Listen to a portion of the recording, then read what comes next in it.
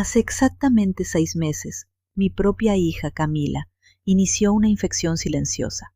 Su objetivo era quirúrgico: incapacitarme legalmente por deterioro cognitivo, tomar el control de mis cuentas bancarias y devorar mi herencia antes de que yo siquiera exhalara mi último aliento.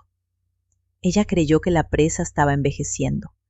Lo que Camila ignoraba es que yo siempre voy 3 pasos adelante. Años antes de que ella firmara esa demanda médica falsa, yo ya había puesto en silencio mi patrimonio en un fideicomiso irrevocable. Buenas noches, caballeros, proveedores. Mi nombre es Clelia Vitureira y hoy vamos a realizar la autopsia de una traición genética. Pero aquí está la lección magistral de esta noche.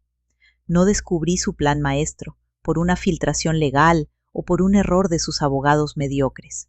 La descubrí por esto: un miserable y estúpido cargo de $45 en una tarjeta de crédito secundaria.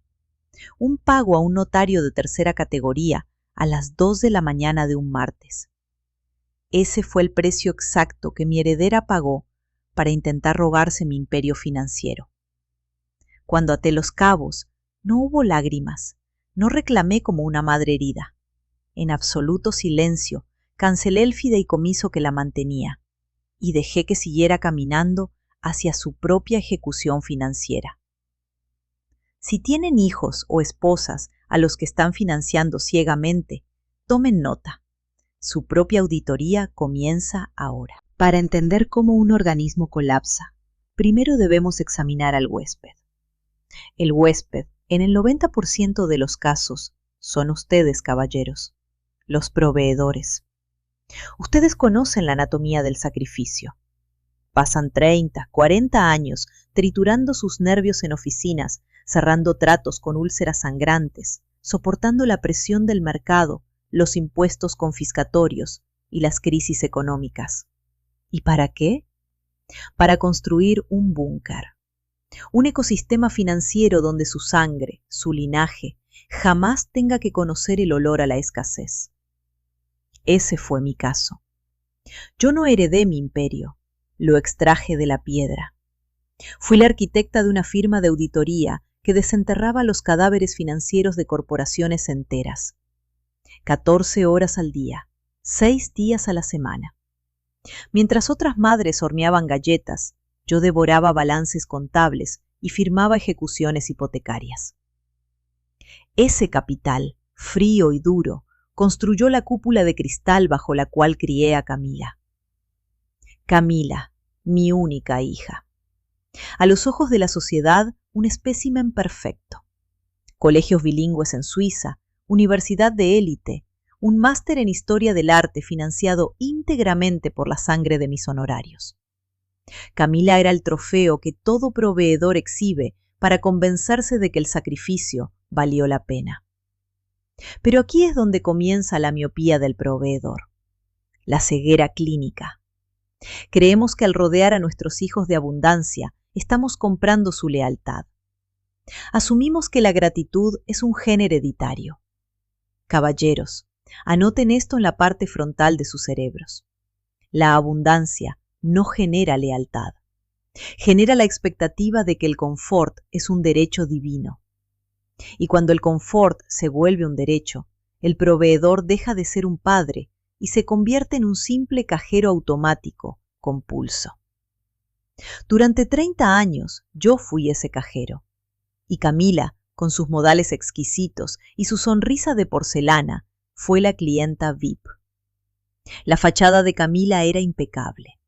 Era la hija devota que me llamaba todos los domingos, la que me enviaba orquídeas blancas en mi cumpleaños y organizaba cenas de beneficencia.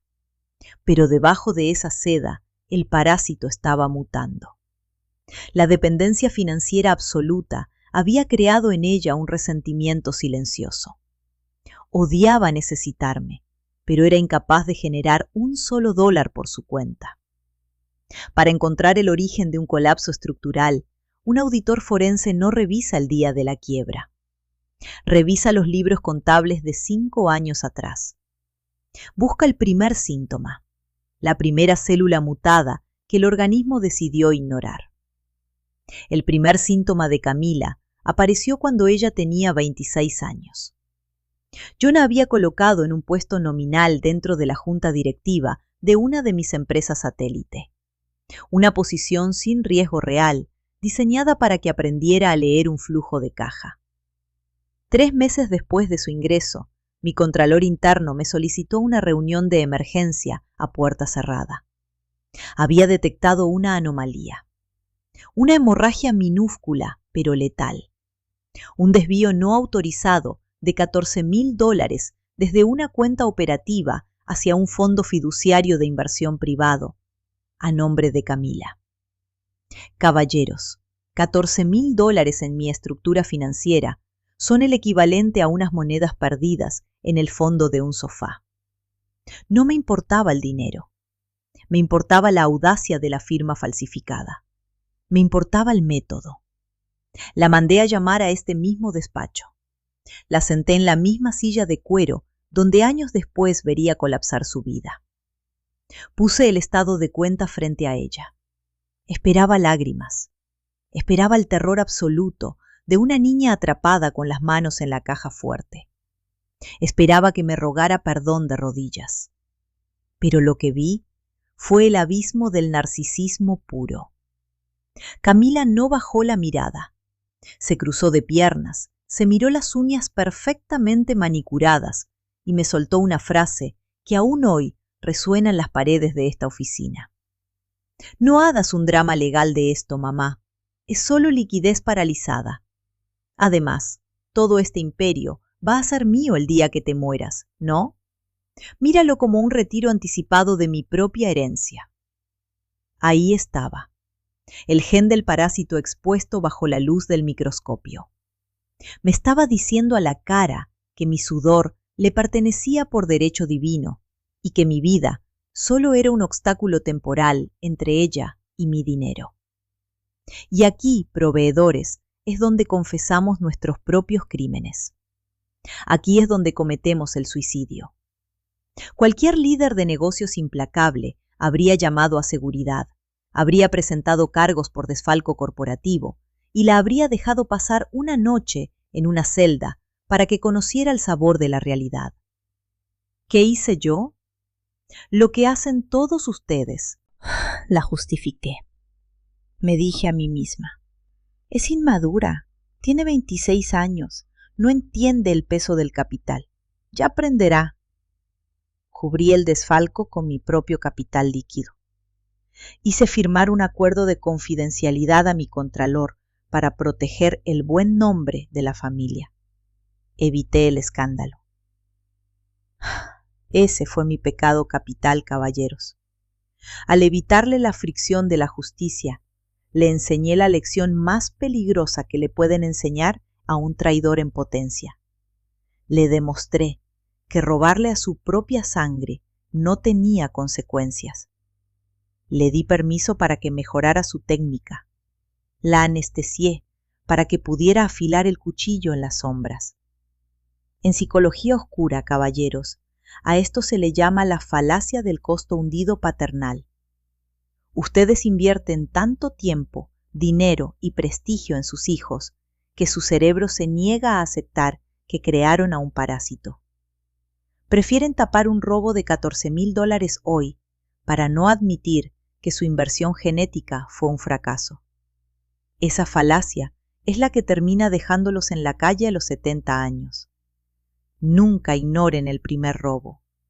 El que roba un centavo hoy regresará por la escritura de su casa mañana. Y yo le dejé la puerta abierta para que regresara. Porque el verdadero peligro, caballeros, no es el enemigo que te declara la guerra de frente.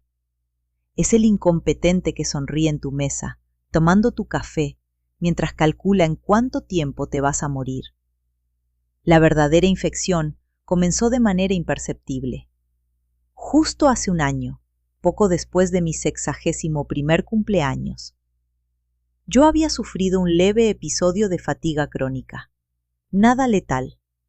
Semanas de auditorías intensas en la firma habían pasado factura y mi médico sugirió reposo absoluto. Fue entonces cuando Camila apareció en mi puerta con una maleta. «Mamá, vengo a cuidarte. Es hora de que alguien vea por ti», me dijo. Cualquier padre estándar habría llorado de emoción. Hubiera visto el retorno del hijo pródigo. Pero yo he pasado 40 años auditando fraudes. He aprendido a oler la mentira antes de que entre por la puerta.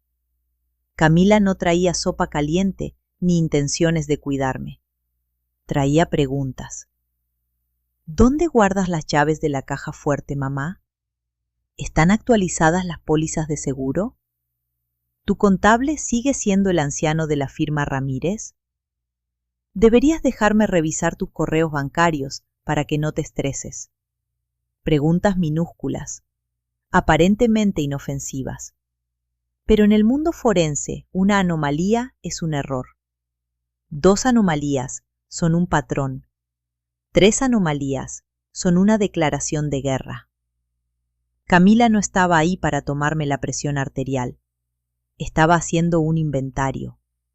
Estaba midiendo el perímetro del castillo para encontrar la fisura.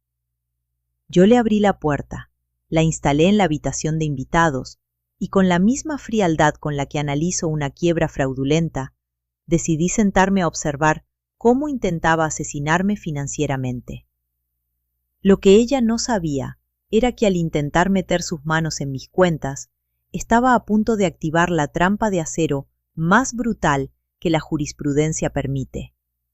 Una trampa que comenzó a cerrarse el día que cometió el error más arrogante y estúpido de su vida. En la anatomía de un fraude familiar, el parásito nunca ataca de frente. Primero, necesita anestesiar al huésped. Y en el mundo del robo patrimonial, la mejor anestesia no es un veneno, es un diagnóstico médico. Camila necesitaba convencerme de que mi mente estaba fallando, pero más importante aún, necesitaba convencer a un juez. Y para lograrlo, necesitaba un cómplice involuntario, un tonto útil con bata blanca y un título en la pared. Caballeros, presten estricta atención a la maniobra que voy a describir, porque es la misma táctica que usarán contra ustedes cuando decidan que ya vivieron demasiado. Meses después de expulsarla de mi casa, cuando mi equipo de investigadores forenses reconstruyó sus pasos, descubrimos cómo preparó el terreno antes de presentarme cualquier documento. Camila no fue directamente a un abogado. Fue a espaldas mías a visitar al doctor Arismendi, mi geriatra personal. Tuvo 3 reuniones a puerta cerrada con él en un lapso de 2 semanas. Durante esas reuniones, ella no llevó pruebas de mi fatiga crónica. Llevó una actuación magistral. Jugó la carta de la hija abnegada y aterrorizada. Le relató al médico, con una voz temblorosa, meticulosamente ensayada, una serie de ficciones diseñadas para encajar en el manual de psiquiatría.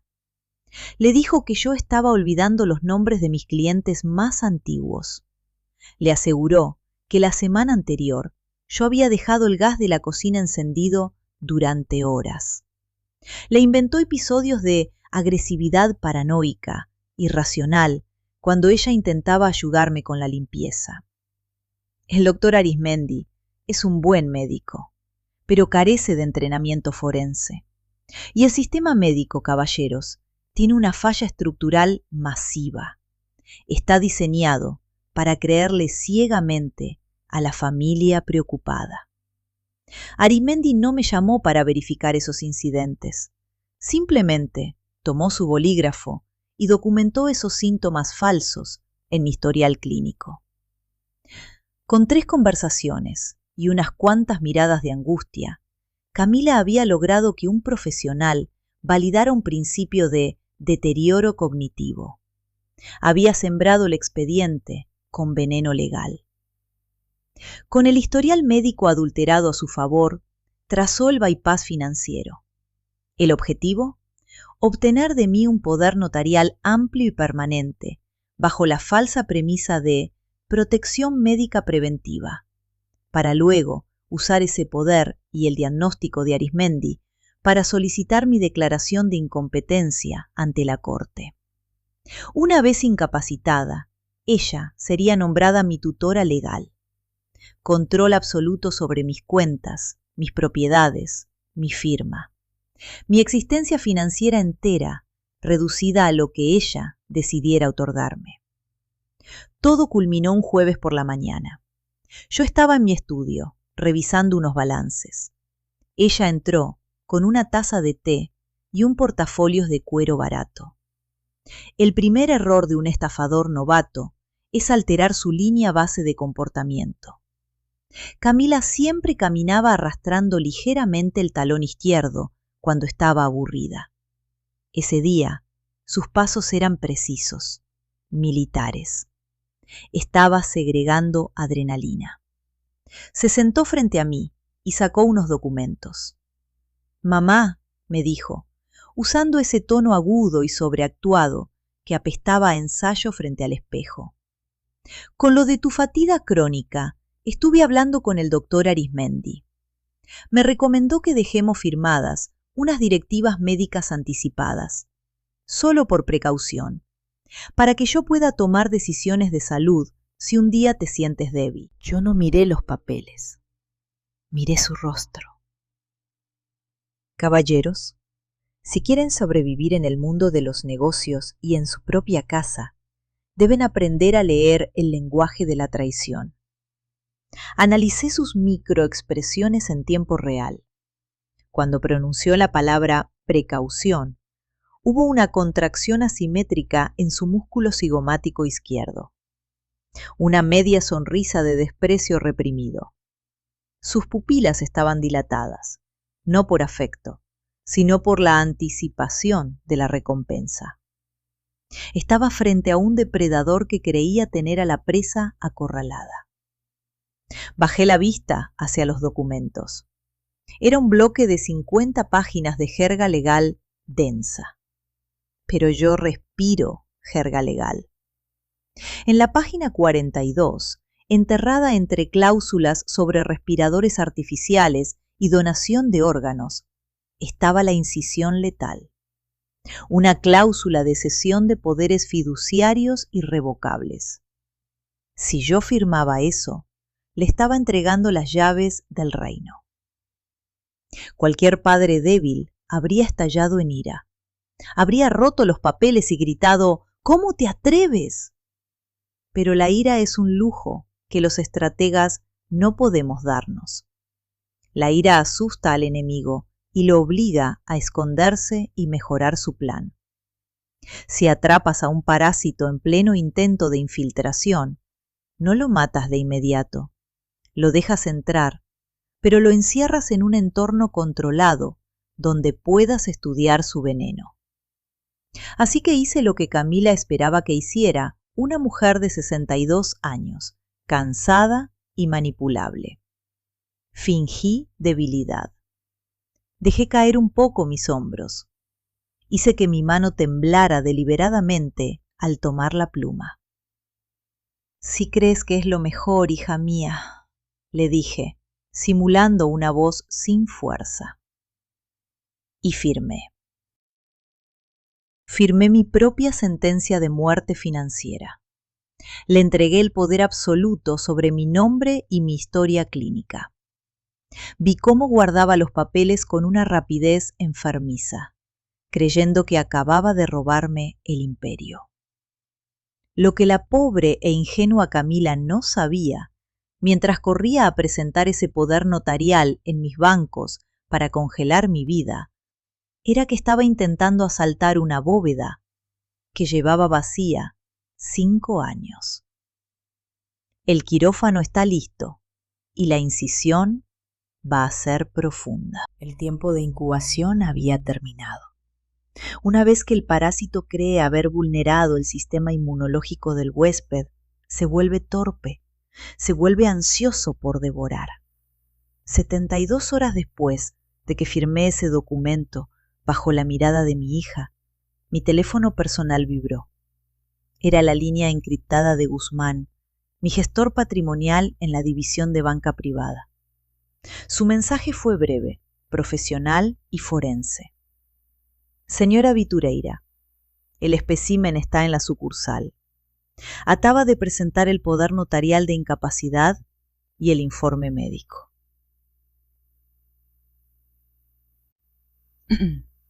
Caballeros, visualizan la escena.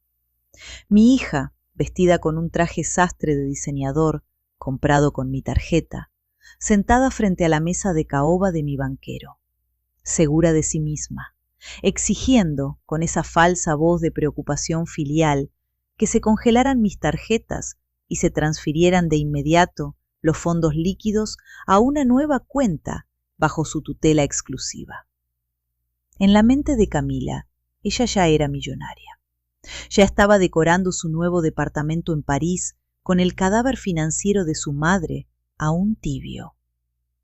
Pero aquí es donde los traidores novatos cometen su error más humillante. Confunden la banca comercial con la banca patrimonial de alto nivel. Camila creía que entrar a mi banco con un poder notarial iba a ser como pedir un cambio de contraseña. Ignoraba por completo que la arquitectura de la riqueza generacional no funciona así. Cuando manejas capital pesado, tu banco no te ve como un cliente, te ve como una institución. Y las instituciones tienen protocolos de cuarentena. Guzmán no pestañeó. Tomó el documento firmado por el notario corrupto, leyó el diagnóstico geriátrico adulterado, tecleó su código de seguridad y la miró a los ojos. Señorita Vitureira, le dijo con una cortesía clínica, este poder notarial está redactado correctamente. Sin embargo, me temo que acaba de cometer un error catastrófico. Camila frunció el ceño. ¿Qué quiere decir? Soy su tutora legal ahora. Exijo el acceso a los fondos. Guzmán giró el monitor hacia ella. Verá, le explicó el banquero. Las cuentas a nombre de Clelia Vitureira, sus portafolios de inversión y las escrituras de sus propiedades no existen en este banco. De hecho, a nivel fiscal, su madre no posee absolutamente nada. Ese es el primer infarto, la pérdida de la gravedad. Guzmán procedió a educarla. Le explicó que el 100% de mi capital había sido transferido 5 años atrás a un fideicomiso ciego e irrevocable, radicado bajo una jurisdicción externa. Yo no era la dueña del dinero. Yo solo era la administradora de un ente jurídico impenetrable. Pero la lección de banca privada no terminó ahí. Guzmán le dio el golpe de gracia. Al presentar este certificado de incapacidad médica, le informó Guzmán, usted no ha tomado el control del fideicomiso. Ha activado su protocolo de emergencia. El contrato fiduciario de su madre estipula que, en el momento en que ella sea declarada mentalmente incompetente, la administración de los fondos se transfiere automáticamente a una junta corporativa en Suiza. Nadie en su familia puede tocarlos. Caballeros, con ese simple papel, Camila no me había robado. Se había bloqueado a sí misma el acceso a mi capital para siempre. Había activado el cortafuegos. Intentó vaciar un océano con un vaso de plástico y terminó ahogándose. 1 hora más tarde, escuché los frenos de su camioneta chirriar violentamente en la entrada de mi casa. Los tacones golpearon el mármol del pasillo como disparos de un animal herido. Yo la esperaba en el despacho, sirviéndome una copa de coñac. Entró dando un portazo. La máscara de la hija devota se había hecho pedazos. Su rostro estaba desfigurado por la bilis. Las pupilas dilatadas que había visto días atrás ahora estaban inyectadas en sangre, consumidas por el pánico de haber perdido su boleto de lotería. Y aquí, proveedores, es donde deben tener el estómago de plomo. Porque cuando ustedes acorralan a un narcisista, a un traidor de su propia sangre con pruebas irrefutables de su fracaso, nunca, jamás obtendrán arrepentimiento. obtendrán indignación. ¡Me mentiste!, gritó, golpeando el borde de mi escritorio con ambas manos. ¡Me hiciste creer que ibas a dejarme a cargo! ¿Dónde está el dinero, mamá? ¿Dónde lo escondiste? No hubo lágrimas de vergüenza. No hubo un «perdóname, me equivoqué». Hubo un reclamo visceral. «Ese patrimonio es mi derecho por nacimiento», escupió, con las venas del cuello palpitando. «Tú ya eres vieja. Ibas a empezar a despilfarrarlo en médicos, en caprichos de anciana, en donaciones ridículas. Yo necesito ese capital ahora. Es mío. Yo lo merezco por haberte soportado todos estos años de frialdad». Caballeros, escuchen bien el eco de esas palabras. Yo lo merezco por haberte soportado. Esa es la verdadera moneda con la que sus herederos tasan sus sacrificios. Para ellos, su esfuerzo de 40 años no es un regalo. Es una deuda que ustedes tienen la obligación de saldar con su propia muerte. No le levanté la voz. La histeria es para los débiles. Bebí un sorbo de coñac. La miré de arriba a abajo, como quien observa a un insecto retorciéndose en la punta de un alfiler, y le respondí. Legalmente, Camila, no tienes derecho ni al aire que respiras en esta oficina. Pero no te preocupes. No te voy a dejar en la calle por intentar incapacitarme. Te voy a dejar en la calle por ser estúpida. Abrí el primer cajón de mi escritorio. Saqué una pequeña carpeta negra y la dejé caer sobre la mesa de caoba. No contenía los documentos corporativos del fideicomiso. Contenía algo mucho más pequeño, mucho más mundano, pero infinitamente más destructivo. La arquitectura de mi herencia te impidió saquear el banco, le dije, deslizando un pequeño papel térmico impreso hacia ella. Pero esto es lo que voy a usar para destruirte en los tribunales. Camila bajó la vista hacia el papel. Era el miserable recibo de $45. Y en ese instante, en el silencio sepulcral de mi despacho, vio cómo toda su vida, su futuro y su libertad colapsaban frente a sus ojos. En la auditoría forense, los grandes desfalcos jamás se descubren por los millones que faltan. Se descubren por los centavos que sobran.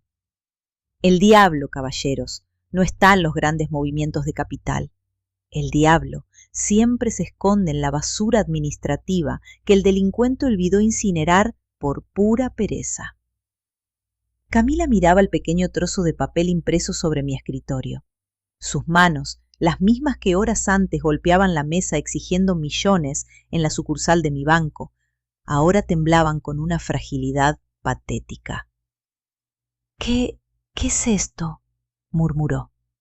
Todo el aire había abandonado sus pulmones. Yo no me moví, no parpadeé, no le di el placer de una sonrisa vengativa ni de un gesto de triunfo. Mantuve mis manos entrelazadas sobre la mesa con la postura de una estatua de mármol. Ese, Camila, le respondí, con una talma que pareció congelar la habitación. Es el bisturí con el que acabo de extirparte de mi vida. Permítanme ilustrar a la mesa de operaciones. Cuando ustedes construyen un patrimonio sólido, diversifican. Tienen tarjetas corporativas, tarjetas de nivel negro, líneas de crédito internacionales y cuentas de inversión. Pero el verdadero control requiere trampas para ratones. Yo siempre mantengo una tarjeta de crédito secundaria, una tarjeta gris, sin beneficios, con un límite absurdo de apenas $1,000, vinculada a un apartado postal que nadie en mi círculo conoce. La uso exclusivamente para suscripciones automáticas de software contable y servidores remotos. Es un ecosistema financiero cerrado, aburrido y perfectamente predecible. 3 meses antes de su pequeña función teatral con el médico geriatra, Camila cometió el pecado capital del parásito, la tacañería. Ella necesitaba pagarle un adelanto a un notario para que redactara los borradores de su demanda de incapacitación y validara el poder notarial. Pero Camila, acostumbrada a que su apellido pagara todas sus cuentas, no quiso usar el dinero de su propia caja de ahorros para financiar su traición. Ni siquiera tuvo la astucia de ir a un cajero automático, retirar efectivo y borrar su huella digital. En un momento de prisa, una noche en la que creyó que yo dormía, entró a mi estudio. Rebuscó en mi cajón de archivos muertos, encontró esa tarjeta gris que yo había dejado a propósito como señuelo y pagó $45 en línea. Un cargo procesado a las 2:14 de la mañana de un martes. A nombre de Servicios Notariales y Legales Mendoza. Para un proveedor estándar, un hombre cansado que solo revisa los totales a fin de mes, un cargo de $45 pasa desapercibido. Es un gasto hormiga, un error del sistema o una renovación automática. Pero yo no soy un proveedor cansado. Yo soy la mujer que diseñó el sistema de monitoreo. Cuando mi software de alertas me notificó una anomalía geográfica y horaria en una tarjeta que llevaba 18 meses sin uso manual, no llamé al banco para cancelar el plástico. Esa es la reacción de una presa asustada. Yo llamé a mi investigador privado, un exagente de la Unidad de Delitos Financieros. Quiero saber todo sobre la firma Mendoza, le ordené. No me interesa a qué se dedican.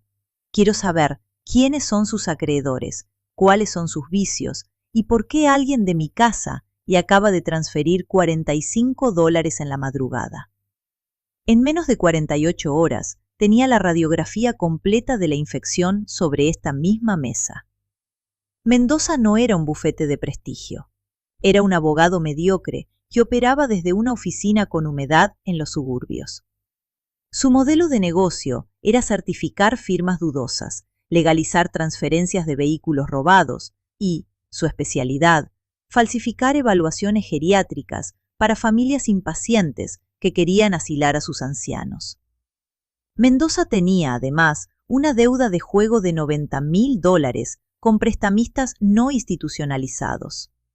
Era un hombre desesperado, el cómplice perfecto para una niña rica que quería robar un imperio sin mancharse las manos. Volví a mirar a Camila.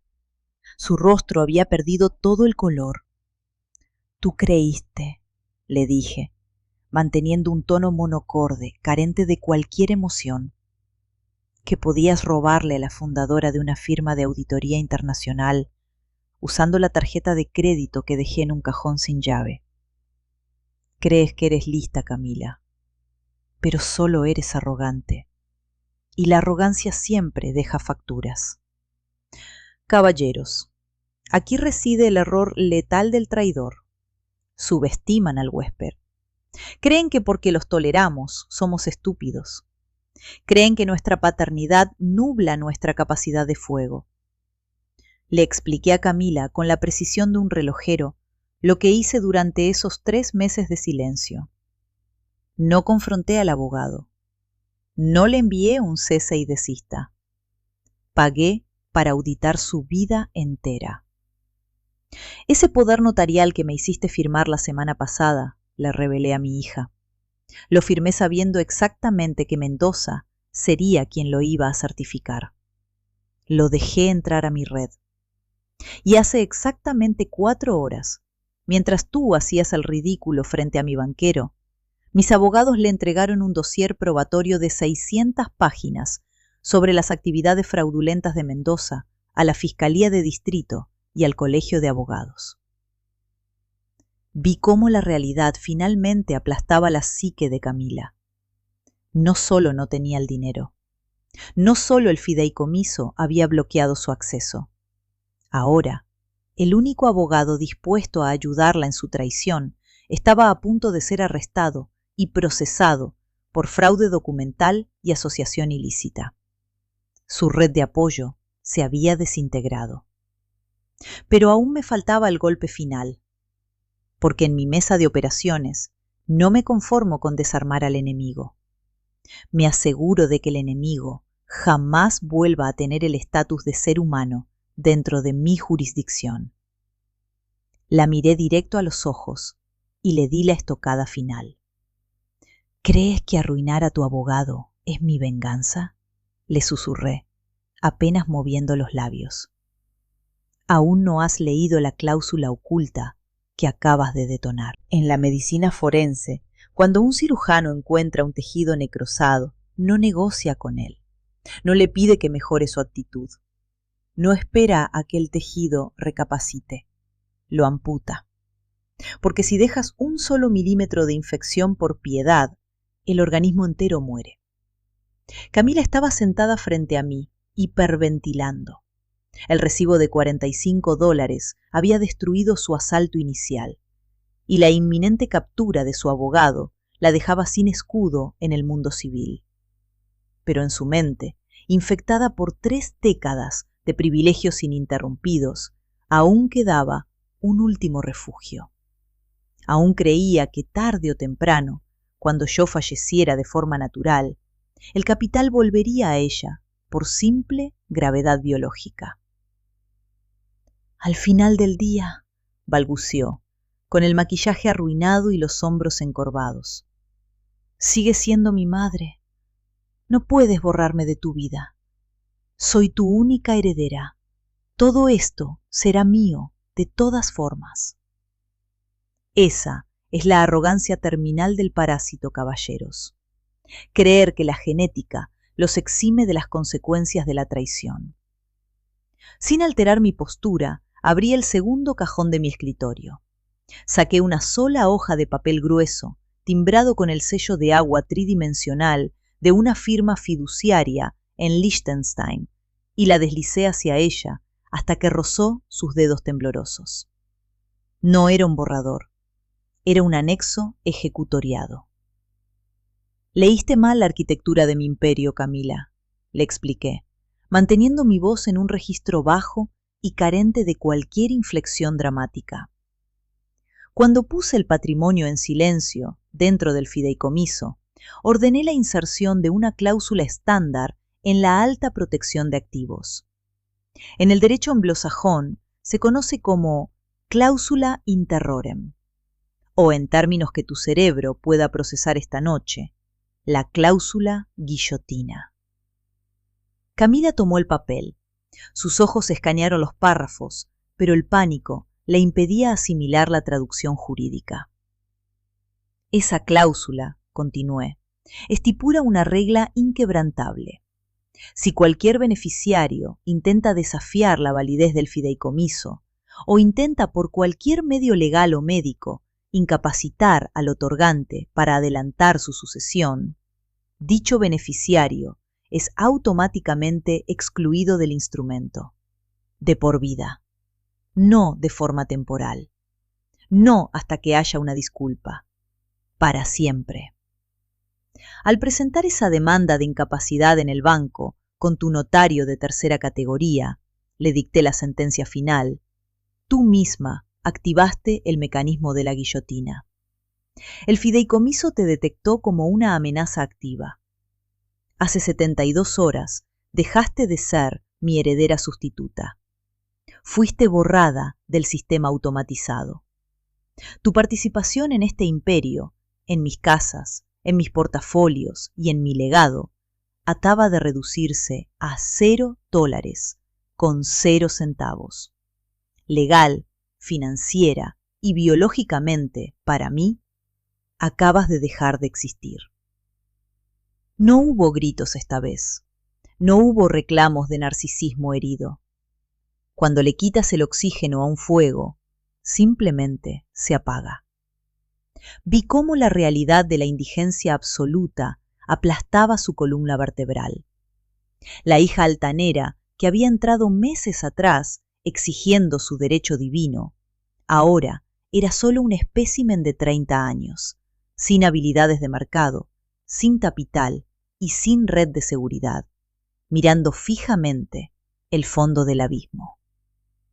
«Mamá, por favor», susurró, utilizando finalmente la moneda del victimismo, esa que tanto aborrezco. «¿De qué voy a vivir? No tengo nada, no sé hacer nada». No hubo un solo músculo en mi rostro que reaccionara a esa súplica. No le ofrecí un pañuelo, no le ofrecí un vaso de agua, ni una mirada de lástima. La miré a los ojos con la misma frialdad con la que analizo una hoja de cálculo terminada, y le dije la única verdad que todo proveedor debe grabarse a fuego. Vas a vivir de las consecuencias de tus decisiones. Tienes 30 minutos para empacar tu ropa y abandonar mi propiedad. Deja las llaves de la camioneta en la consola de recibidor. El vehículo pertenece a la corporación y su seguro ha sido cancelado a tu nombre. Si no cruzas la puerta principal en 29 minutos, el equipo de seguridad privada tiene órdenes de escoltarte por allanamiento de morada. No dije una palabra más. Volví la vista a mis balances contables. 22 minutos después, escuché el pestillo de la puerta principal cerrarse de forma definitiva. La infección había sido erradicada. Caballeros, ustedes que me escuchan en este instante, hombres que se levantan a las 5 de la mañana para mantener encendidos los motores de un mundo que no les agradece nada. Mírenme bien. La gran mayoría de ustedes están construyendo castillos de oro sobre placas tectónicas fracturadas. Están acumulando patrimonio, invirtiendo en propiedades, sacrificando sus arterias y sus horas de sueño, para entregárselos ciegamente a esposas que no los respetan y a hijos que solo los ven como una póliza de seguro de vida que tarda demasiado en cobrarse. Ustedes justifican el desprecio diario que reciben en sus propias casas diciendo: al menos a ellos no les falta nada, al menos soy un buen proveedor. Esa es la mentira más cobarde que un hombre puede contarse a sí mismo frente al espejo. ¿De qué sirve amurallar una ciudad entera contra los enemigos externos si cada noche le entregan las llaves de la puerta principal a los bárbaros que duermen en las habitaciones de al lado? Han sido programados por una sociedad débil para creer que el amor incondicional incluye la sumisión financiera. Se equivocan. El amor puede ser incondicional, pero la lealtad patrimonial se condiciona al respeto absoluto. La lealtad no se asume por un certificado de nacimiento o un acta de matrimonio. La lealtad se audita, se pone a prueba, se exige bajo contrato. Si hoy ustedes cayeran en una cama de hospital, ¿quién tendría el poder de su firma? ¿Quién administraría las décadas de su sudor? ¿Tienen un sistema que los proteja de la codicia de su propia sangre? ¿O están cruzando los dedos, rezando en silencio, esperando que sus herederos decidan ser buenas personas? La esperanza, caballeros, no es una estrategia de negocios. Y la fe no los protegerá en un tribunal civil. La protección legal, implacable y anticipada, sí lo hará. Auditen su entorno íntimo con la misma crueldad con la que auditan a sus competidores comerciales. Revisen sus cuentas. Analicen las microexpresiones de quienes se sientan a su mesa. Instalen sus propios fideicomisos corporativos. Redacten sus propias cláusulas in terrorem. Dejen de financiar la falta de respeto bajo su propio techo. Si van a derramar su vida para construir un legado, asuman la responsabilidad de que ese legado caiga en las manos de quienes lo honren y lo multipliquen, no de quienes planean saquearlo mientras ustedes aún respiran. Porque al final del día, en el mundo de los negocios y en el de la familia, la biología no importa. Solo hay dos entidades, el depredador y la presa.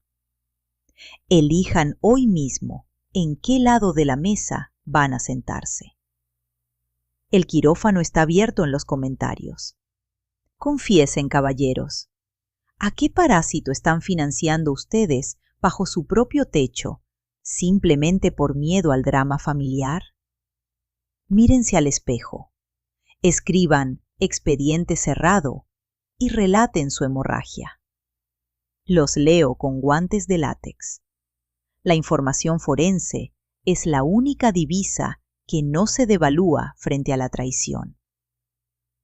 He decidido abrir el archivo de mis próximas autopsias financieras exclusivamente para quienes aún tienen un patrimonio que proteger.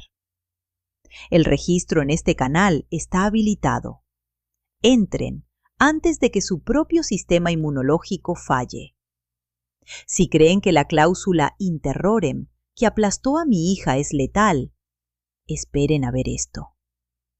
Hagan clic en este expediente y descubran cómo un error contable de $1,200 llevó a una esposa infiel directamente a las puertas de una prisión federal. Soy Clelia Vitureira. Mantengan el bisturí afilado. Hasta la próxima autopsia.